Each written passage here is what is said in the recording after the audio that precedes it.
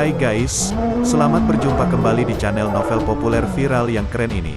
Sebelum mengikuti kelanjutan kisah Dev atau Chen Ping yang semakin seru dan mendebarkan ini, mohon bantuan kalian untuk subscribe, like, komen dan share video-video yang ada di channel ini ya.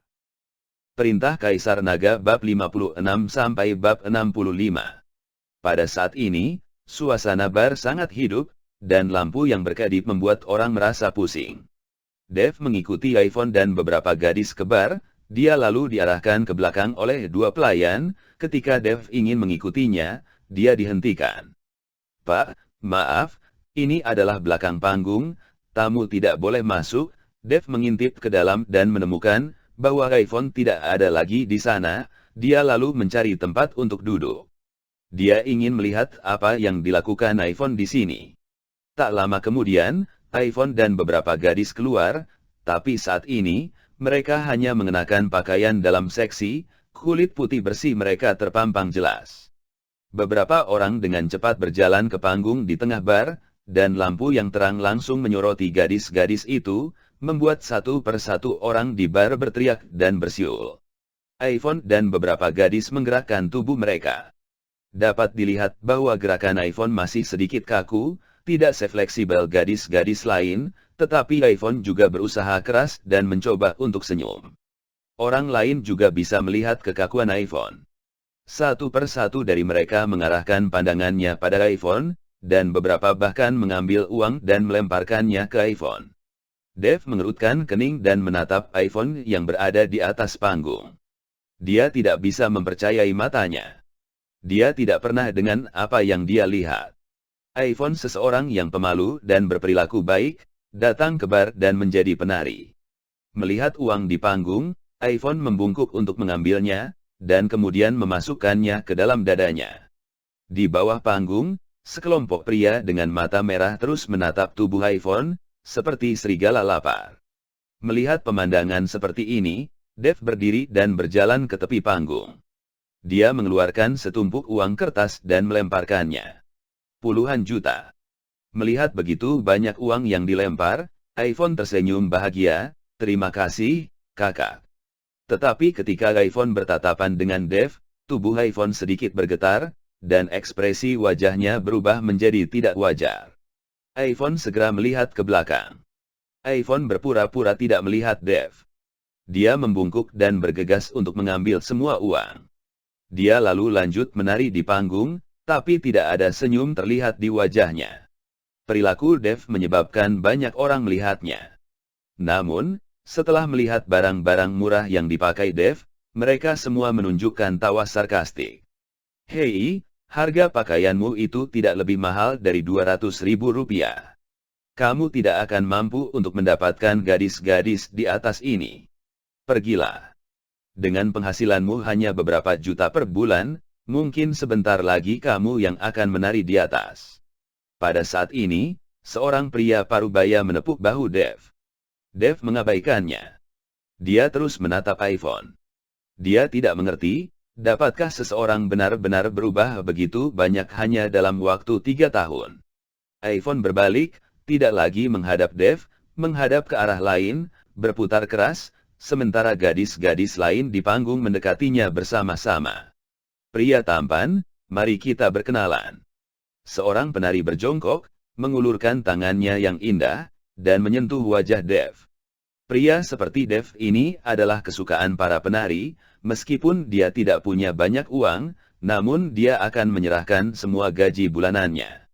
Dev memutar kepalanya sedikit dan menunduk, tidak membiarkan para penari menyentuhnya, pandangannya tetap pada tubuh iPhone. "Cantik, biarkan aku berkenalan denganmu." Seorang pria dengan senyuman cabul di wajahnya tiba-tiba meraih tangan penari itu dan menariknya ke bawah. Penari itu ditarik dari panggung tanpa sadar. Orang-orang di sekitar seperti serigala lapar dan bergegas menuju penari, menyentuh mereka dengan tangan ke atas dan ke bawah. Semua orang ingin memanfaatkan situasi ini. "Pergi dari sini, apakah kamu ingin mati?" Pada saat ini, seorang wanita dengan pakaian profesional dan riasan tebal datang dan berteriak. Di belakang wanita itu ada 4 pria kuat. Melihat wanita ini, Orang-orang gila yang tadi berhamburan, semua berlari kembali. Kak Yeni, penari yang baru saja diseret dari panggung berdiri dan berteriak kepada wanita itu dengan ekspresi sedih. Pada saat ini, tubuh penari penuh dengan jejak sentuhan, dan bahkan pakaian dalamnya rusak.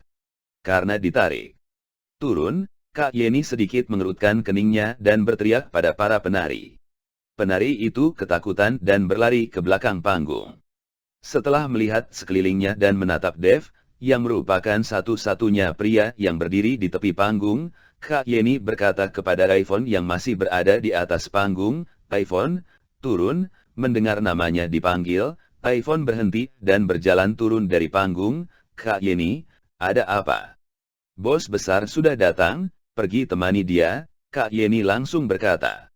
Tubuh Iphone sedikit gemetar, wajahnya menunjukkan ekspresi tidak mau, tetapi dia tidak berani mengatakan apa-apa, jadi dia hanya bisa mengikuti instruksi Kak Yeni. Saat melewati Dev, Iphone menundukkan kepala, dia tidak berani menatap Dev.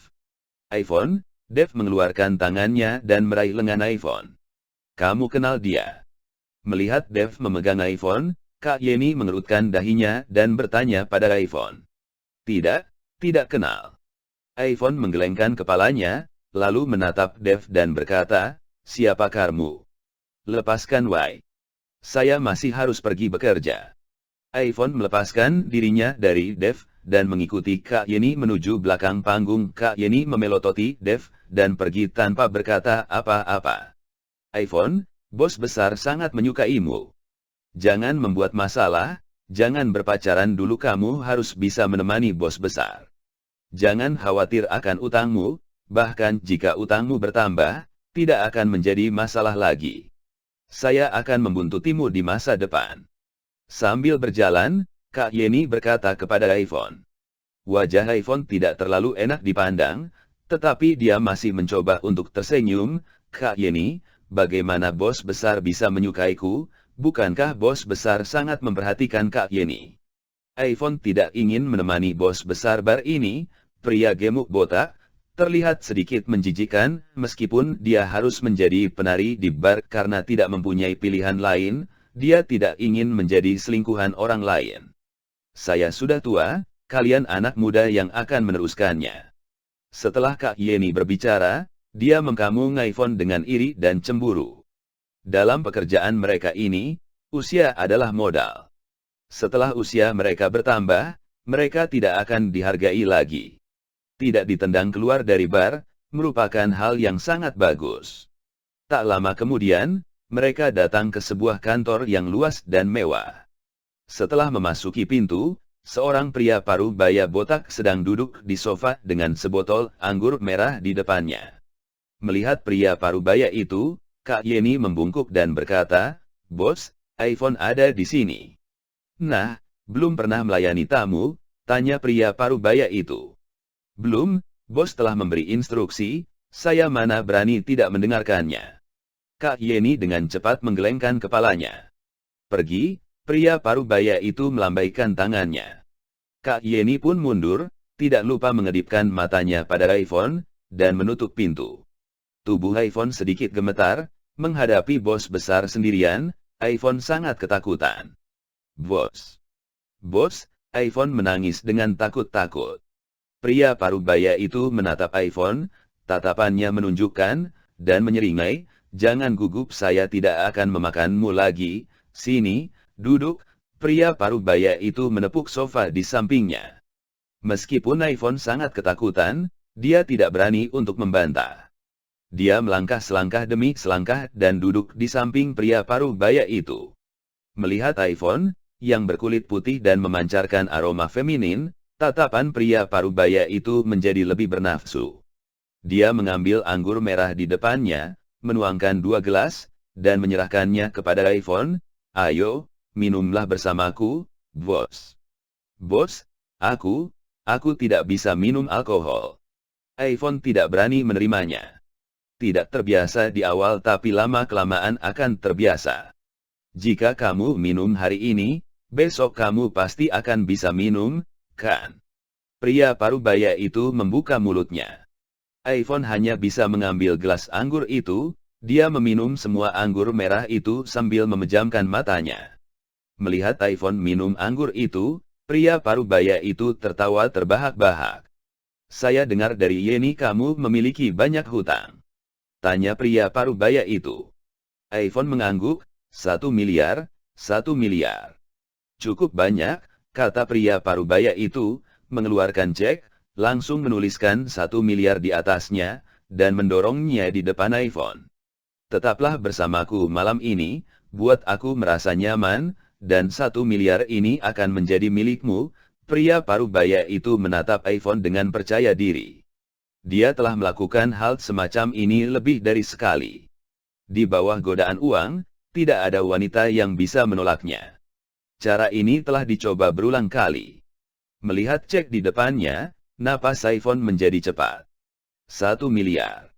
Jika dia memiliki uang 1 miliar ini, dia tidak akan diancam oleh pemberi pinjaman itu, tidak perlu menari di bar sepanjang hari. Dan tidak perlu khawatir bertemu dengan orang yang dikenalnya.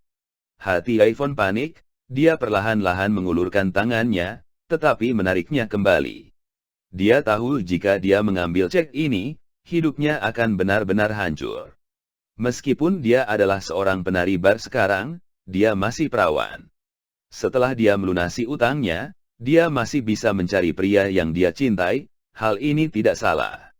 Namun, dia takut saat dia menjadi selingkuhan orang lain, dan dia juga menemukan pria yang dia cintai. Dia akan menyesal seumur hidupnya.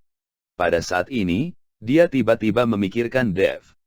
Dia ingat bahwa ketika dia masih remaja, Dev sangat melindunginya. iPhone selalu berkata bahwa dia ingin menikah dengan Dev, tetapi seiring bertambahnya usia, mereka berdua menjadi lebih sedikit berinteraksi. Selain itu, Dev menemukan Sana, dan berpacaran dengannya. Mereka bahkan telah membahas tentang pernikahan. iPhone belum pernah menghubungi Dev lagi. Namun, hal-hal yang di dunia ini tidak kekal. Dev dikirim ke penjara sebelum dia menikah. iPhone, yang masih kuliah, ingin menjenguk Dev di penjara, tapi dia tidak bisa pergi karena dia masih sekolah. Hari ini, iPhone merasa sangat sakit ketika Dev melihatnya seperti ini. Dia juga takut Dev akan memberitahu ibunya tentang hal ini. Jika itu terjadi, ibunya pasti akan marah. Ayahnya sudah meninggal lebih awal, dan ibunya membesarkannya dengan kerja keras. Jika ibunya tahu bahwa anaknya adalah seorang penari di bar, dia pasti akan marah. Dan jika dia adalah simpanan orang lain, dia takut ibunya tidak akan mengenalinya sebagai seorang putri. Setelah memikirkan hal ini, iPhone menggelengkan kepalanya dengan tegas, "Bos, terima kasih atas kebaikanmu, tapi saya tidak punya pikiran seperti itu." Pria parubaya itu terkejut, dia tidak menyangka iPhone akan menolaknya. Yang paling harus diketahui bahwa metode ini sudah dicoba berkali-kali, dan tidak ada wanita yang menolaknya.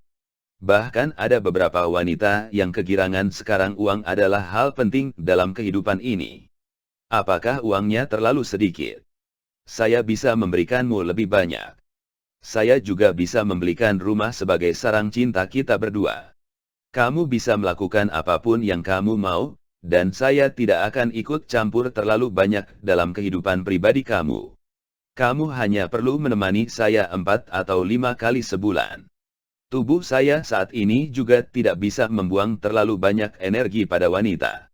Kamu bisa menghasilkan lebih banyak uang daripada sebagai penari, dan kamu tidak perlu disentuh oleh orang-orang bau itu.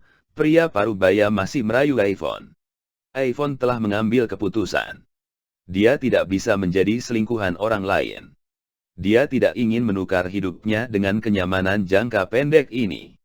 Ketika dia melihat pria botak di depannya, dia merasa jijik. "Bos, saya benar-benar tidak bisa, kamu bisa cari orang lain." iPhone menggelengkan kepalanya lagi.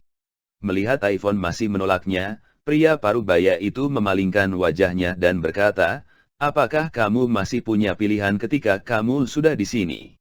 "Tidak ada wanita pilihan saya yang tidak bisa saya puaskan." iPhone sangat ketakutan, dia berdiri dengan cepat dan ingin lari keluar, tetapi ketika dia berdiri, Dia merasa pusing. Hahaha, kamu tidak akan bisa pergi, kamu sudah minum alkohol, apakah kamu masih ingin pergi? Pria parubaya itu tertawa. Wajah iPhone berubah pucat. Dia ingin berteriak, tapi dia tidak bisa membuka mulutnya. Melihat pria parubaya itu, pandangannya menjadi semakin buram. Akhirnya, dia jatuh di sofa dengan kuat, seluruh tubuhnya tidak bisa bergerak, dan lalu tertidur. Pada saat yang sama, di bar, Kak Yeni sedang merokok dan mengkamung para penari muda yang cantik di atas panggung dengan iri. Dulu saat dia muda, dia juga sangat cantik saat di atas panggung, dan juga sangat dihargai dan diperhatikan oleh bos besar. Tapi sekarang, dia telah menjadi germo yang mencari wanita muda untuk bos besar. Dia tidak tahu apa yang akan terjadi padanya beberapa tahun ke depan. Kak Yeni, iPhone telah dirawat oleh bos besar, dia pasti akan menjadi sukses, seorang pelayan di samping Kak Yeni bertanya dengan suara rendah. Tentu saja, kamu harus berhati-hati ketika bertemu iPhone lain kali, jangan sentuh dia, atau kamu harus menanggung semuanya. Kak Yeni mengeluarkan asap. Tidak akan, tapi tubuh dan kulit iPhone benar-benar luar biasa, ini membuatku. Diam, apakah kamu tidak ingin hidup?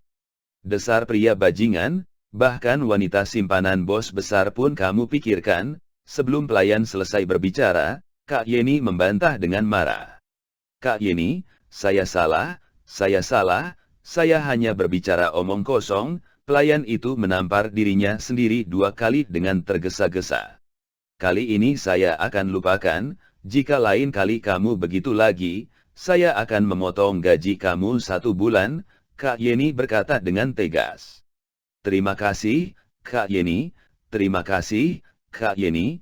Pelayan itu dengan cepat berterima kasih, mengulurkan tangannya, dan meremas pantat Kak Yeni dengan lembut. Kamu memang cari mati, Kak Yeni tersenyum dan menarik pelayan itu pergi. Kak Yeni sudah tua, meskipun bos besar tidak menyukainya, tetapi tidak ada pelayan muda dan kuat di bar tidak ada yang bisa lepas dari telapak tangannya. Keduanya berbicara dengan sangat pelan, tetapi percakapan mereka masih terdengar oleh Dev. Mendengar bahwa iPhone sedang menemani bos besar, wajah Dev menjadi sangat dingin. Dev bangkit dan berjalan menuju belakang panggung. Begitu dia berjalan ke pintu, dia dihentikan oleh 2 pelayan. Sebelum keduanya mengeluarkan suara, Dev langsung membuat kedua orang itu pingsan. Memasuki belakang panggung, Dev tidak tahu di mana iPhone berada, ada beberapa kamar di sana, dan tidak ada cara untuk menemukannya. Dev sangat cemas. Tepat ketika Dev melewati kamar mandi, dia tiba-tiba mendengar suara terengah. Apa? Di dalam kamar ini, Kak Yeni sedang berhubungan dengan pelayan. Sepertinya mereka baru saja mulai. Pelayan melihat seseorang bergegas masuk, tepat ketika dia hendak berteriak, Dev menamparnya hingga pingsan. Dia lalu meraih kerah Kak Yeti dan bertanya, kemana kau membawa iPhone? Ketika pelayan melihat seseorang bergegas masuk, tepat ketika dia hendak berteriak, dia dikejutkan oleh telapak tangan Dev, dan kemudian meraih kerah Sister Yan, di mana kamu membawa Han-Han? Sialan, ketika Kak Yeni melihat itu adalah Dev, dia langsung marah. Tapi saat dia membuka mulutnya, Dev meraih leher Kak Yeni, dan Kak Yeni pun merasa kesulitan untuk bernapas, wajahnya memerah, dan ada ketakutan terpancar di matanya. Di kantor, Kak Yeni menjawab dengan cepat. Bawa saya ke sana, Dev melepaskan Kak Yeni. Melihat wajah Dev yang seperti seorang pembunuh, Kak Yeni tidak berani menghalanginya, dia hanya bisa mengantarkannya. Setelah membawa Dev ke kantor, Dev langsung menendang pintu kantor hingga terbuka dengan 1 tendangan. Buam. Suara keras itu mengejutkan pria parubaya itu. Dev bergegas masuk, dia melihat iPhone terbaring tak berdaya di sofa, sementara tangan pria parubaya botak itu sedang berjalan di tubuh iPhone. Cari mati. Mata Dev penuh dengan kemarahan, dia berjalan maju dan menendang pria parubaya itu keluar. iPhone. Dev melepas mantelnya dan menutupi iPhone. Melihat iPhone yang tidak sadarkan diri, dia tahu bahwa iPhone pasti telah dibius, Jadi dia memindahkan kekuatan spiritual ke tubuh iPhone. iPhone perlahan membuka matanya, dan setelah melihat Dev, dia berteriak kaget. Kakak Dev baru saja berteriak, iPhone langsung tertidur lagi, sepertinya efek obatnya terlalu kuat. Pria Parubayain ditendang oleh Dev, dan terbaring di tanah, seluruh wajahnya berubah menjadi ungu. Bos Kak Yeni bergegas maju dan membantu pria Parubaya itu berdiri. Pria Parubaya itu memelototi Dev, "Nak, kamu berani memukulku? Saya rasa kamu sudah bosan hidup, siapa kamu?"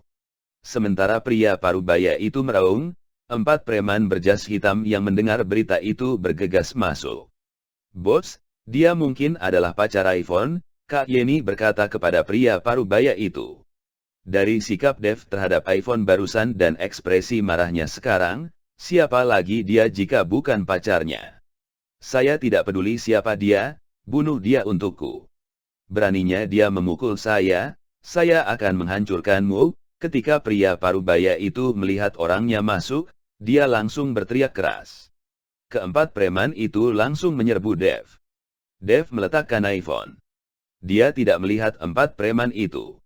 Dengan gerakan telapak tangannya, keempat preman itu terbang mundur dan menghantam dinding dengan keras. Mereka tidak dapat bergerak lagi. Melihat Dev yang begitu kuat, pria Parubaya dan Kak Yeni semua tercengang, terlihat ekspresi ketakutan di wajah mereka. Dev mengkamung pria Parubaya itu dengan dingin, "Bajingan, sialan, apa yang ingin kamu lakukan?" Melihat tatapan pembunuh Dev, pria Parubaya itu berkata dengan gemetar, "Saya beritahu, bar ini dilindungi oleh Tuan Yansen. Apakah kamu tahu siapa Tuan Yansen itu?" Tepat ketika pria Parubaya itu selesai berbicara, ponsel Dev berdering. Yansen mengundang Dev untuk makan malam, tetapi dia tidak melihat Dev datang, jadi Yansen meneleponnya untuk memastikan. "Tuan Dev, kamu sudah sampai mana?" Yansen bertanya dengan suara rendah. "Aku di Bar Megantara, Bar Megantara." Yansen terkejut, apa yang Tuan Dev lakukan di Bar Megantara? Membunuh orang, hanya 2 kata, tetapi mengandung semangat pembunuhan yang membuat Yansen gemetar di telepon. "Tuan Dev, Bar Megantara milik si botak Edi, dan telah membayar biaya perlindungan pada Yayasan Nusantara. Saya akan mengirimkan seseorang ke sana sekarang." Tuan Dev tidak perlu turun tangan sendiri. Yansen tahu bahwa jika Dev bisa mengucapkan kata pembunuhan, pasti Bar Megantara telah membuat Dev kesal. "Oke." Dev hanya menjawab dengan 1 kata, menutup telepon, lalu duduk diam di sofa dan menunggu. Di dalam kantor, keadaan sunyi senyap. Kak Yeni dan pemilik bar sedang menatap sosok Dev yang tenang. Di dalam hati mereka timbul firasat yang tidak baik. "Bos, menurutmu apakah orang itu barusan sedang berhubungan dengan Tuan Yansen?" Kak Yeni bertanya kepada pemilik bar dengan suara pelan. Pemilik bar tidak menyahutnya karena dia tidak tahu harus bagaimana menjawabnya. Barusan suara yang terdengar di telepon memang sangat mirip dengan suara Tuan Yansen, tetapi orang ini masih muda dan tidak berpengalaman. Penampilannya juga biasa-biasa saja, tidak mirip tuan muda dari keluarga kaya. Bagaimana bisa mengenal Tuan Yansen? Lagi pula logatnya waktu bicara dengan Tuan Yansen begitu sombong. Kak Yeni merasa bos tidak menyahutnya. Dia menenangkan diri dengan berkata, "Tuan Yansen tidak mungkin mengenal orang semacam ini. Dia pasti sedang berpura-pura. Barusan orang yang di dalam telepon pasti bukan Tuan Yansen. Di seluruh kota Surau siapa yang berani berbicara seperti itu kepada Tuan Yansen?" Pemilik bar mendengarnya kemudian menganggukkan kepala setuju dengan pandangan Kak Yeni. "Anak muda, kamu tidak usah berpura-pura di sini. Berdasarkan kelakuanmu ini mana mungkin Tuan Yansen mengenalmu. Kamu berani menyamar atas nama Tuan Yansen ini bisa dihukum mati." Pemilik bar itu berteriak kepada Dev. Dev melihat sekilas ke arah bos pemilik bar, kemudian dia tertawa dingin dan tidak menggubrisnya. "Bos, kamu coba menelepon Tuan Yansen, katakan anak muda ini berbuat masalah di sini, biarkan Tuan Yansen yang membereskan dia. Dengan begitu kita juga bisa tahu apakah yang menelepon adalah Tuan Yansen." Kak Yeni berkata sambil memberi ide kepada bos pemilik bar. Bos itu menganggukkan kepala mengeluarkan ponselnya hendak menelepon Tuan Yansen, tiba-tiba ponselnya berbunyi, kebetulan adalah telepon dari Tuan Yansen. Bos pemilik bar segera menerima telepon, Tuan Yansen, si botak Eddie, kamu keparat bagaimana kamu menyinggung Tuan Dev. Tunggu kau, saya akan ke sana sekarang, apa bar Megantaramu tidak mau buka lagi, coba saja kalau kamu berani melarikan diri, coba lihat apakah saya dapat menemukanmu. Bos pemilik bar barusan menerima telepon dan memanggil Tuan Yansen, sudah terdengar suara dari seberang sana yang marah-marah, membuat bos itu terkejut seperti orang bodoh. Sekarang bagaimanapun dia menolak untuk percaya kenyataan sudah terpapar di depan mata, barusan yang berhubungan telepon dengan Dev adalah Tuan Yansen, bahkan Tuan Yansen sangat hormat kepada Dev dengan memanggilnya Tuan Dev. Plak, ponsel di tangan bos itu jatuh ke lantai seketika hancur lebur, dia terpaku seperti orang bodoh sambil melihat ke arah Dev, kemudian terdengar suara dia berlutut. Kak Yeni juga kelihatan sangat terkejut, dia pun ikut-ikutan berlutut. Tuan Dev, saya bersalah, mohon Tuan Dev mengampuni saya. Bos pemilik bar terus-menerus menyembah. Dev tidak menggubrisnya bahkan tidak memandangnya sama sekali, Dev saat ini sedang mengalirkan tenaga dalam ketubuh iPhone, agar dia cepat tersadar kembali. Tidak tahu obat bius apa yang diberikan bos ini kepada iPhone, khasiat obatnya sangat kuat sekali, walaupun Dev sudah menggunakan tenaga dalamnya masih butuh beberapa waktu baru bisa membuat iPhone membuka matanya. Kak Dev. iPhone memandang Dev, dengan agak malu dia menyebut namanya. Karena dirinya bekerja di bar sebagai wanita pendamping bukanlah suatu pekerjaan yang cemerlang. iPhone, kamu sudah agak baik kan? Ayo kita pergi. Sambil berkata Dev memapahnya dari atas sofa. Iya, iPhone menganggukkan kepalanya, tetapi ketika dia melihat pemilik bar dan Kak Yeni yang sedang berlutut seketika dia termangu. Dia tidak mengerti mengapa kedua orang ini bisa berlutut di lantai, apakah karena Dev? iPhone tidak mengerti sambil memandang Dev, bagaimanapun dalam pandangan iPhone Dev hanyalah orang awam bahkan merupakan orang awam yang pernah masuk penjara. Ayo kita pergi. Dev tidak menjelaskan apa-apa tetapi menarik iPhone dan berjalan keluar. Ruangan besar di dalam bar. Pada saat ini Yansen telah datang bersama orangnya dan mengusir semua tamu sedangkan para pegawai di dalam bar semuanya dikepung dan dikumpulkan di sudut ruangan, berjongkok di lantai. iPhone melihat banyak orang yang memegang senjata seketika terkejut sampai mukanya pucat sebelah tangannya memegang erat lengan Dev, sedikit gemetar. Tidak perlu takut, Dev menenangkan iPhone dengan suara pelan. Melihat Dev keluar Yansen ingin menghampiri untuk berbicara, tetapi terhenti oleh pandangan mata Dev. Dev tidak ingin iPhone mengetahui dirinya mengenal Yansen.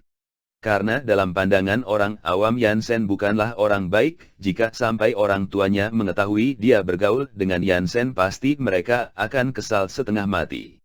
Yansen seketika mengerti maksud dari pandangan mata Dev, setelah memberi tanda, orang-orang yang menjaga di pintu keluar segera menyebar memberi jalan. Di bawah pandangan mata puluhan orang Dev membawa iPhone keluar dari sana.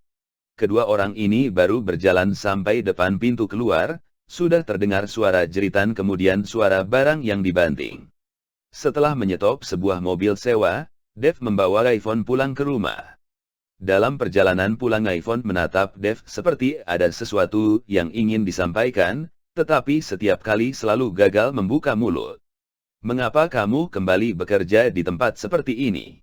Dev malah duluan bertanya. iPhone menundukkan kepalanya, menggosok-gosok kedua tangannya dan menggigit bibirnya dengan gelisah. Setelah lewat beberapa saat dia berkata, Kak Dev, janganlah memberitahu ibu saya jika dia sampai tahu, pasti akan kesal setengah mati. Dev menganggukkan kepalanya. Setelah menata perasaannya dia lanjut berkata, saya sekarang berutang 1 miliar kepada Lintah Darat, jika tidak bekerja di tempat seperti ini uang sebanyak itu pasti tidak akan lunas, jika tidak bisa melunasi, mereka akan meminta kepada ibu saya. Sambil berkata air mata iPhone jatuh bercucuran. Mengapa kamu bisa berhutang begitu banyak uang? Dev sedikit mengkerutkan alis matanya. Keadaan ekonomi keluarga iPhone memang tidak begitu baik, sehingga sejak kecil dia sudah terbiasa hidup hemat, juga tidak sembarangan menghabiskan uang. Mengapa tiba-tiba berhutang begitu banyak uang? Mendengar pertanyaan Dev, iPhone menangis makin hebat. Sambil menangis dia berkata, "Waktu kuliah saya mengenal seorang teman pria, dia lebih tua 2 tahun, merupakan kakak kelas saya. Kemudian setelah dia tamat, karena ingin meniti karier jadi butuh uang, sehingga menggunakan identitas saya untuk meminjam pada Lintah Darat. Siapa sangka setelah mendapatkan uangnya saya tidak dapat menghubunginya lagi." Setelah mendengar cerita iPhone, Dev seketika mengerti, dia sudah dibohongi oleh lelaki yang mengaku sebagai teman prianya. Pada saat ini, supir mobil sewaan menghela nafas.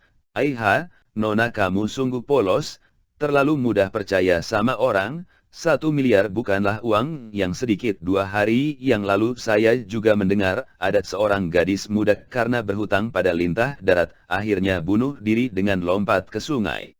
iPhone, jangan menangis lagi, hutang 1 miliar saya akan bantu kamu melunasinya." Dev menepuk ringan bahu iPhone. iPhone menengadahkan kepalanya melihat Dev dengan pandangan berterima kasih. "Kak Dev, saya tahu kamu baru keluar dari penjara, bahkan tidak punya pekerjaan. Dari mana datangnya begitu banyak uang? Sudah cukup, asal kamu jangan memberitahu ibuku. Saya akan berusaha sendiri mencari jalan. Tenanglah, saya tidak akan melakukan hal yang bodoh. Jika saya mati, ibu saya pasti tidak bisa hidup lagi." Dev tertawa sedikit, tidak berkata apa-apa lagi, tetapi masalah hutang Lintah Darat 1 miliar ini dia pasti akan membantu mengatasinya. Sekarang dia masih memiliki kartu yang diberikan Juan Tanaka, di dalamnya ada 10 miliar, jika butuh lebih banyak lagi dia bisa memintanya dari Yansen, karena sekarang seluruh Yayasan Nusantara adalah miliknya. Setelah sampai di kompleks, supir mobil sewa tidak menerima pembayaran mereka, tetapi sambil tertawa dia berkata kepada iPhone, "Nona optimis sedikit, seberapa besar pun masalah pasti akan dilewati." Selesai mengatakan ini, supir itu tancap gas dan meninggalkan tempat tersebut. Melihat bayangan mobil itu, Dev merasa sangat berterima kasih, di dunia ini masih banyak orang yang baik hati. Dev membawa iPhone sampai ke rumahnya lalu menyadari Melissa berada di rumahnya sedang bercengkrama dengan orang tuanya. Semula Dev bermaksud agar iPhone menenangkan diri dulu sebelum pulang, sekarang jadi ketahuan. Melihat Dev yang pulang bersama iPhone, Melissa dan juga Edward tertegun sejenak. Hanya Celine yang tidak melihat mereka pulang, tidak menunjukkan perasaan apa-apa, cuma berkata dengan pelan, "Dev, apakah kamu sudah pulang? Mengapa pulang larut malam sekali?" Edward yang berada di samping segera menarik lengan Celine. Dev dan iPhone sudah jadian, mereka sama-sama pulang. Waktu menyampaikan kata-kata tersebut, wajah Edward terlihat sangat senang. Celine yang mendengarnya seketika juga merasa senang. Dia lalu berkata, "Dev, kamu ini kalau ingin pergi mencari iPhone terus terang saja, jangan diam-diam. Apakah kamu ingin memberi kejutan kepada kami?" Dev tidak bisa berkata apa-apa, sebenarnya dia ingin menjelaskan tetapi tidak tahu bagaimana caranya. Saat ini cuma Melissa yang menyadari raut wajah iPhone tidak normal, bahkan tampaknya habis menangis. Sambil mengkerutkan keningnya dia bertanya, "iPhone, bukankah kamu bilang mau lembur? Kamu juga barusan menangis bukan? Tubuhmu bahkan berbau arak." Pertanyaan bertubi-tubi dari Melissa membuat iPhone menjadi panik, tidak tahu bagaimana menjawabnya. Bibi Melissa, iPhone tidak lembur, dia keluar bersama rekan kerjanya pergi minum arak. Mereka tidak henti-hentinya menyulangi dia dengan arak. Untung saya memergokinya, sehingga membawanya pulang. Dev seketika mengarang sebuah cerita bohong. Melissa yang mendengarnya segera bangkit dan memeriksa tubuh iPhone. Pandangan matanya penuh rasa khawatir. "Rekan kerjamu itu sungguh keterlaluan, sudah tahu kamu tidak pandai minum arak masih juga memaksamu, sungguh keterlaluan." Melihat ibunya yang begitu mengkhawatirkan dirinya, iPhone tidak bisa menahan diri lagi memeluk ibunya dan menangis.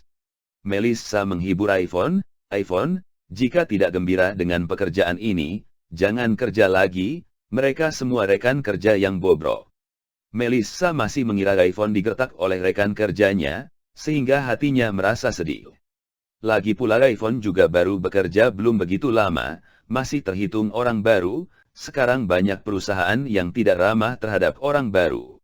Benar, jangan menangis lagi iPhone, kalau tidak suka pekerjaan itu kita tidak usah kerja lagi, besok waktu pamanmu ke tempat teman untuk menitip carikan pekerjaan buat Dev bisa sekalian bantu kamu bertanya apakah ada lowongan, kamu adalah mahasiswa, tidak usah takut tidak mendapatkan pekerjaan. Celine juga terburu-buru membujuk iPhone. Besok akan paman tanyakan sekalian, seharusnya tidak masalah. Lagi pula orang itu adalah teman seperjuangan saya. Edward juga berkata seperti itu. Beberapa orang itu semakin membujuk iPhone malah semakin sedih. Hanya Dev seorang yang tahu mengapa iPhone menangis. Melissa tidak berdaya, terpaksa membawa iPhone pulang ke rumah. Dev, kamu juga cepatlah tidur, besok bawa kamu ke rumah Paman Sunandar, supaya dia membantumu mencari kerja, sekalian juga bertanya untuk iPhone. Anak itu sungguh menderita. Celine menghela nafas, kamu tidak boleh menggertak iPhone, ya harus memperlakukan dia dengan baik. Paman Sunandar yang disebut-sebut oleh Celine, adalah teman seperjuangan Edward. Setelah pensiun dari militer, Edward bekerja sebagai pegawai negeri, sedangkan Denny Sunandar menggunakan uang pensiunan untuk berbisnis. Sekarang kondisinya lumayan sukses, kehidupannya juga lumayan nyaman. Ibu, saya. Sudahlah, pergilah tidur. Celine tidak mendengar Dev menyelesaikan perkataannya, langsung pergi. Dev merasa tidak berdaya, selama ini dia hanya menganggap iPhone sebagai adiknya, tidak ada perasaan apapun di antara mereka, sekarang dia tidak tahu mau bagaimana menjelaskan kepada orang tuanya. Setelah menggeleng kepala dengan tidak berdaya, Dev kembali ke kamarnya untuk beristirahat, untuk sementara waktu tidak bisa pergi ke perumahan Bumi Indah, takut orang tuanya marah. Hari kedua, pagi-pagi Celine memanggil, Dev, cepatlah bangun, berpakaian yang rapi jangan berantakan, Paman Sunandar sengaja tidak masuk kerja sehari demi kita. Sudah tahu. Dev membuka matanya dan menyahut. Setelah sarapan secara sederhana, mereka bertiga tergesa-gesa berangkat menggunakan mobil sewa menuju ke rumah Denny Sunandar. Rumah Denny Sunandar berada di kota Surau di perumahan Grand Village yang terkenal. Rumah di daerah sini rata-rata 10 juta per meter, sebuah rumah bisa senilai 1 miliar lebih. Harga ini bagi penduduk awam di kota Surau yang kecil ini adalah harga yang fantastis. Dev, setelah sampai nanti, kamu harus menyapa dan bersikap hormat, lagi pula kita akan memohon bantuan orang, seperti kondisi kamu sekarang, sangat susah mencari kerja, tidak ada perusahaan yang ingin mempekerjakan seorang mantan narapidana, kamu harus waspada sedikit. Di dalam mobil, Celine senantiasa mewanti-wanti Dev, takut dia berbuat kesalahan. Sudahlah, jangan mengomel lagi, kenapa jika pernah masuk penjara? Apakah masuk penjara pasti adalah orang jahat? Berdasarkan persahabatan saya dengan Denny, situasi ini pasti bukan masalah. Edward berpaling dari tempat duduknya di sebelah pengemudi dan berkata kepada Celine. Dia takut omelan Celine akan membuat Dev merasa kesal, terutama waktu menyinggung pernah masuk penjara, lagi pula Dev di penjara karena difitnah. Persahabatan kalian begitu baik, kenapa tidak pernah datang mencarimu beberapa tahun ini? Bagaimana kondisi kita sehari-hari, apakah kamu tidak tahu? Celine merasa sedikit kesal, waktu Dev di penjara beberapa tahun ini, keadaan ekonomi rumah mereka sangatlah buruk, tetapi tidak pernah sekalipun Denny Sunandar datang mengunjungi mereka. Sudahlah, jangan salahkan Denny, saya yang tidak memberitahunya, dan tidak pernah membicarakan kondisi keluarga kita, lagi pula dia juga tidak tahu alamat rumah kita, bagaimana dia mau datang. Kita adalah teman seperjuangan yang sehidup semati, dulu waktu latihan pelemparan bom jika bukan saya yang menolongnya, sekarang mungkin sudah tidak ada orang yang bernama Denny. Edward adalah orang yang selalu ingin menang, dulu dia adalah kapten, sekarang kondisinya seperti ini, dia malu untuk mengatakan kepada temannya. Jika bukan masalah pekerjaan Dev, dia juga tidak akan memohon kepada Denny Sunandar. Ibu, kamu bukannya tidak tahu sifat ayah? Setelah sampai di sana saya akan perhatikan, setelah saya bekerja dan mempunyai pendapatan, kondisi ekonomi rumah kita akan baik kembali. Dev berkata kepada Chelien. Sekarang di dalam kantong Dev sebenarnya ada 10 miliar, tetapi dia tidak bisa memberitahu orang tuanya, lagi pula asal-usul uang itu tidak dapat dijelaskan, jika dia berterus terang, orang tuanya juga tidak mungkin percaya lagi pula apa yang dialaminya dalam penjara selama 3 tahun ini sangatlah melegenda. Pada saat ini, di perumahan Grand Village dalam sebuah rumah villa berlantai 2, Denny Sunandar yang berusia 50-an mengenakan pakaian tentara yang lama, sedang merapikan diri di depan cermin. Ada seorang gadis berusia 20-an sedang duduk di sofa, tampangnya lumayan cantik, badannya tinggi memakai baju tidur berbunga-bunga, setengah berbaring di sofa sambil memainkan ponsel. Ayah, kena angin apa kamu?